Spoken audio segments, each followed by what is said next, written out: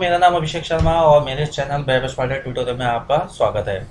आज मैं आपको अपने इस वीडियो में प्रॉप्स के बारे में बताने वाला हूँ कि प्रॉप्स क्या होता है, ठीक है, उसका यूज क्या होता है, उसमें उसको कब यूज किया जाता है और उसका यूज करने से क्या फ़ायदा होता है, ठीक है। तो सारी चीज़ें और उसका कोड किस तरीके से होता है, वो कोड में किस तरीके से दिखता है, ठीक है, कैसे यूज किया जाता है, वो सारी चीज़ें मैं आपको इस वीडियो में बताने वाला हूँ, ठीक है। एवरीथिंग जो भी प्रॉप्स के बारे में होता है वो सब इस वीडियो में आपको पूरा देख करके समझ में आ जाएगा, ठीक है। बशर्ते आपको इसको बहुत ध्यान से और बहुत फोकस के साथ देखना है, ठीक है। तो इसलिए आपको बहुत इत्मीनान से आप एक जगह बैठ करके पूरे वीडियो को बिना स्किप किए, ठीक है, इसको एक साथ आप पूरा वीडियो को देखो, ठीक है। आगे बढ़ने से पहले दोस्तों, अगर आपने मेरे चैनल को सब्सक्राइब नहीं किया हुआ है तो आप मेरे चैनल पर आकर के इसको प्लीज़ सब्सक्राइब कर लें और साथ में ये बेल आइकन प्रेस करना बिल्कुल ना भूलें, ताकि आपको जितने भी नोटिफिकेशंस हैं वो आपको प्रॉपरली आते रहें। जैसे ही मैं वीडियो डालूं आपको तुरंत के तुरंत नोटिफिकेशन उससे आ जाए, इसलिए आपको इसको प्रेस करना ज़रूरी है, ठीक है। और इसके अलावा आप मेरे चैनल पर आकर के ये जो पुराने वीडियोज़ हैं वो यहाँ पे आपको मिल जाएंगे, वो देख सकते हैं, ठीक है। अगर आपने पुराने कोई वीडियोज़ नहीं देखे हुए हैं, इसमें नोड के भी हैं, रिएक्ट के जो चल रहे हैं वो हैं, ठीक है। और जो भी वीडियोज़ मैं डालूंगा वो सब यहाँ पे मिलेंगे आपको, ठीक है। साथ में प्लेलिस्ट वाइज भी आपको यहाँ पे वीडियो मिल सकते हैं। ये स्पेसिफिकली मैंने नोड की अलग प्लेलिस्ट है और रिएक्ट की अलग प्लेलिस्ट क्रिएट की हुई है। एक मास स्क्रिप्ट की भी मैंने चालू कर दी है, इसकी अलग प्लेलिस्ट बनाई है, तो वो आपको यहाँ पे मिल जाएंगे। तो इस तरीके से आप यहाँ पे आकर के मेरे सभी वीडियोज़ को देख सकते हैं। हाँ, तो अब प्रॉप्स क्या है?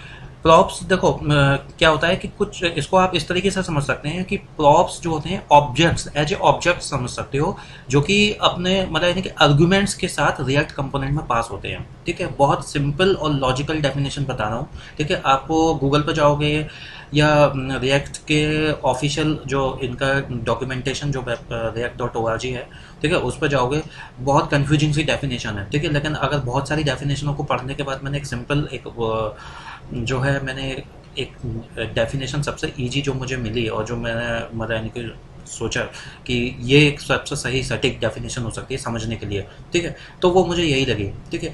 प्रॉप्स को आप एज ए ऑब्जेक्ट समझ सकते हो with its arguments passed into react components, ठीक है। अभी कोड भी दिखाऊंगा तो उसमें पूरा ये लाइन दोबारा से आप देखना, इस लाइन को पूरा समझ में आएगा, ठीक है।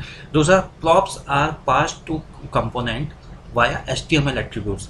जो प्रॉप्स होते हैं जो कंपोनेंट्स में पास किए जाते हैं वो एज ए HTML एट्रीब्यूट्स के रूप में पास किए जाते हैं, ठीक है। React props are like function arguments in JavaScript and attributes in HTML, ठीक है। React props जो होते हैं, अगर हम JavaScript की बात करें, ठीक है, तो वो एज ए फंक्शन आर्गुमेंट्स आपको दिखेंगे, ठीक है। लेकिन अगर उन्हें वही प्रॉप्स अगर हमें HTML में यूज होते दिखेंगे तो वो उनको एट्रीब्यूट माना जाएगा, ठीक है। और HTML से ही ये जो है जावास्क्रिप्ट वाले फंक्शन आर्गुमेंट जहाँ पे प्रॉप्स का यूज हो रहा होगा वहाँ पे पास होते हैं, ठीक है। अभी पूरा कोड में देखना, बिल्कुल घबराने की जरूरत नहीं है, आराम से कंफ्यूज मत हो, बिल्कुल एक एक लाइन समझते चलो, अभी कोड में सब क्लियर होने वाला है, ठीक है। फिर से आपको यही लाइन है, फिर से आपको मैं दोहराऊंगा, यही चीज कोड के साथ बताऊंगा अब, ठीक है। These attributes are passed to related components as a object properties. ये जो एट्रीब्यूट्स हैं वो अपने रिलेटेड कंपोनेंट, ठीक है, जिस कंपोनेंट में यूज किए जाते हैं वहाँ पे एज ए ऑब्जेक्ट प्रॉपर्टीज के रूप में पास किए जाते हैं, ठीक है।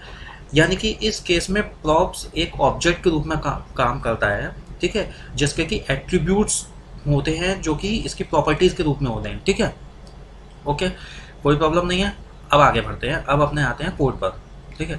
अब मैं यहाँ पे अपने कोड पर चलता हूँ, जैसे कि एक एग्जांपल दे रहा हूँ मैं आपको, मैं एक फंक्शनल कंपोनेंट बता रहा हूँ, ठीक है। अब देखो जावा स्क्रिप्ट में जब प्रॉप्स है तो वो एज ए आर्गूमेंट है, ठीक है। मैंने उस लाइन अपने पीछे जो बता रहा था उस लाइन में यही लिखा है कि जब जावा स्क्रिप्ट में होगा तो ये एज ए आर्गूमेंट होगा, लेकिन अब जब नीचे आप देखना है जब HTML में इसको यूज करूंगा तो वो HTML एट्रीब्यूट के रूप में होगा, ठीक है। तो यहाँ पे हमने ये एक फंक्शन कंपोनेंट बनाया है, इसमें आर्गुमेंट ले लिया प्रॉप्स, ठीक है। आगे बढ़े, अब यहाँ पे फंक्शनल कंपोनेंट है, पहले भी बताया है, रिटर्न करेगा, क्या रिटर्न करेगा, एक एलिमेंट, ठीक है। यहाँ पे मैंने div इसलिए लिखा है क्योंकि मैं यहाँ एक से ज़्यादा एलिमेंट का यूज बनाने वाला हूँ, ठीक है, रिटर्न करा रहा हूँ। जैसे कि पहले मैंने लिख लिया, एक हेडिंग ले ली H1 कार कलर, ठीक है। मैंने यहाँ पे कार नाम का एक प्रकार से बना रहा हूँ, एक फंक्शन यूज कर रहा हूँ जिसमें कि मैं कार कलर एक प्रॉपर्टी लूँगा, ठीक है। और यहाँ पे ये मैं डायनामिकली एंटर कराऊंगा। यहाँ पे मैं डायरेक्टली मैं प्रॉपर्टी लिखने की बजाय, ठीक है, मैं चाहता हूँ कि मैं उसको डायनामिकली यहाँ पे रेंडर कराऊं, इस प्रॉपर्टी को डायनामिकली यहाँ पे लाऊं, ठीक है। तो यहाँ पे मैंने कार कलर एज और ये प्रॉप्स डॉट कलर।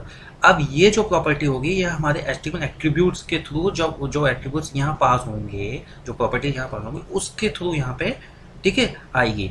अब उसके बाद ऐसे ही मैंने एक दूसरा एलिमेंट ले लिया, वो एच2 है, वो उसमें मैंने car type as props dot type ये ले लिया, ठीक है।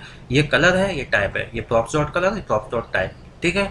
डिव क्लोज, उसके बाद हमारा रिटर्न क्लोज, ठीक है, हमारा फंक्शन क्लोज। अब यहाँ पे मैंने उसको रेंडर करा लिया, react dom डॉट रेंडर। ये भी आपको मैं पहले बता चुका हूँ, आप समझ चुके होंगे इसको तो, ठीक है। नहीं समझाए तो पिछले वीडियोस मेरे आप देख लीजिए अच्छे से, अगर वो नहीं देखे हैं तो आपको यहाँ कुछ समझ में आने वाला नहीं है, ठीक है, तो पहले उनको जरूर देख लेना।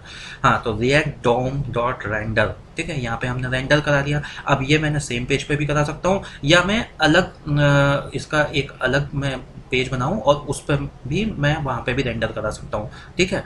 वो अपने हम ज़रूरत के हिसाब से, उस हिसाब से हम अपने कोड को कस्टमाइज करते हैं, ठीक है। यहाँ पे मैं आपको ये समझ लो कि मैं सेम पेज पे ही करा रहा हूँ, react dom डॉट रेंडर, ठीक है।